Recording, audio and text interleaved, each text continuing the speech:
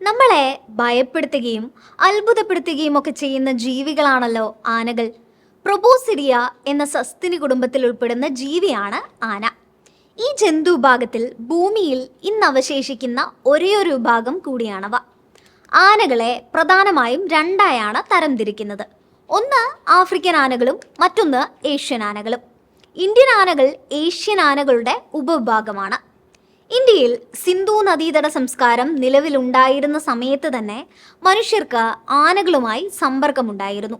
അതായത് ആനകളും മനുഷ്യരും തമ്മിലുള്ള ബന്ധം വളരെ കാലങ്ങൾക്ക് മുൻപേ ആരംഭിച്ചിരുന്നു എന്നർത്ഥം.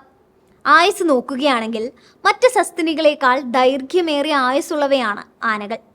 ആഫ്രിക്കൻ ആനകളുടെ ശരാശരി ആയുസ് 60 മുതൽ 70 വർഷം വരെയാണ്. ഏഷ്യൻ ആനകളുടേത് 75 വർഷമാണ്.